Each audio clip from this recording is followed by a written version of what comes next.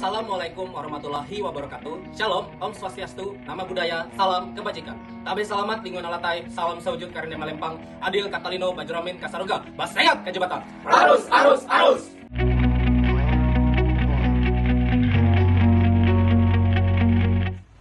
Lapangan hukum perdata adalah bidang hukum yang mengatur antar individu dengan masalah yang bersifat pribadi atau privat dalam kehidupan. Yang tercakup dalam hukum perdata adalah hukum pribadi, hukum keluarga, hukum kekayaan, dan hukum Perdata tertulis adalah kaidah hukum perdata yang terdapat di dalam peraturan perundang-undangan, traktat, dan jurisprudensi. Hukum perdata tertulis merujuk pada aturan-aturan hukum yang telah secara resmi ditetapkan dan dicatat dalam bentuk dokumen atau peraturan perundang-undangan. Sumber hukum perdata tertulis di Indonesia adalah Undang Dasar 1945, Keputusan Presiden, Keputusan Pemerintah, HP Perdata.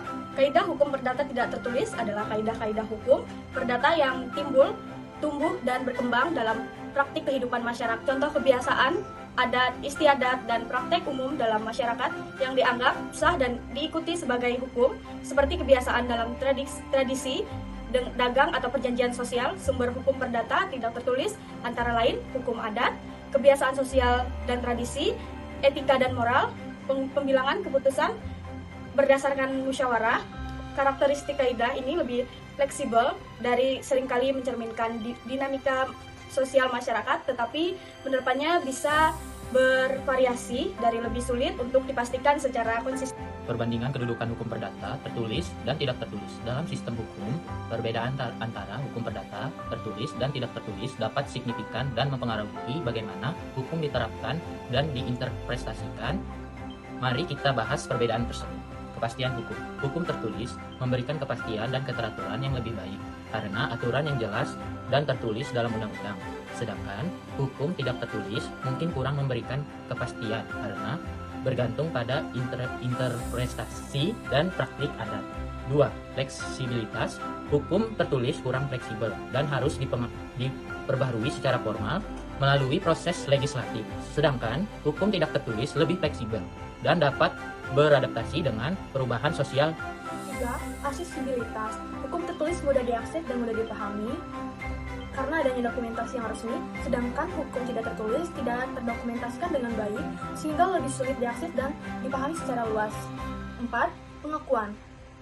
Hukum tertulis diakui secara resmi dan memiliki kekuatan hukum yang jelas, sedangkan hukum tidak tertulis diakui dengan konteks sosial atau budaya tertentu, tetapi tidak selalu diakui oleh sistem hukum formal. Asas hukum perdata tertulis adalah prinsip dasar yang mendasari sistem hukum dan berfungsi sebagai pedoman dalam penerapan dan interpretasi hukum. Yang pertama adalah asas kebebasan berkontrak. Artinya para pihak bebas membuat perjanjian atau isi kontrak mereka selagi tidak melanggar hukum, kesusilaan, dan ketertiban umum. Yang kedua adalah asas itikat baik. Artinya setiap perjanjian harus dilaksanakan dengan itikat yang baik. Para pihak harus bertindak jujur, adil dalam pelaksanaan perjanjian mereka. 3. Asas kepastian hukum.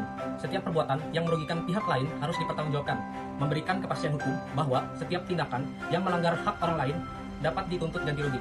4. Asas keadilan. Dalam pelaksanaan hak dan kewajiban harus diperhatikan keadilan dan keseimbangan antara hak dan kewajiban masing-masing pihak. 5. Asas kepribadian. Setiap orang dianggap memiliki kapasitas hukum untuk bertindak sendiri dan menanggung hak dan kewajibannya. Asas hukum perdata tidak tertulis. Asas-asas hukum perdata ini biasanya berasal dari praktik, doktrin, dan interpretasi hukum yang berkembang di dalam masyarakat. Meskipun tidak dinyatakan secara eksplisit di dalam undang-undang, asas-asas ini seringkali diterima dan diakui di dalam sistem hukum perdata. Yang pertama, asas hukum perlindungan konsumen. Meskipun tidak secara eksplisit diatur di dalam KUHP Perdata, prinsip perlindungan konsumen telah berkembang dan diintegrasikan dalam berbagai peraturan perundang-undangan, serta praktik hukum untuk melindungi konsumen dari praktik bisnis yang tidak adil. 2. Asas keseimbangan. Asas ini menekankan pentingnya keseimbangan antara hak dan kewajiban para pihak dalam perjanjian atau kontrak yang tidak selalu diatur secara spesifik dalam teks hukum tetapi dianggap penting dalam praktik hukum. 3. Asas kewajiban sosial, bahwa setiap tindakan hukum harus mempertimbangkan dampaknya terhadap masyarakat dan lingkungan sosial, meskipun tidak tertulis secara eksplisit dan dalam undang-undang. 4. Asas keadilan sosial. Prinsip ini mengacu pada upaya untuk mencapai keadilan dalam hubungan hukum, memperhatikan aspek sosial dan ekonomi meskipun tidak diatur secara spesifik dalam KUH Perdata. 5. Asas musyawarah dan mufakat.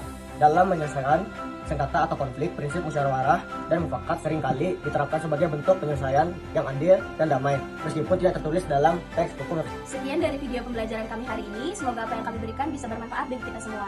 Sekian dan kami ucapkan terima kasih.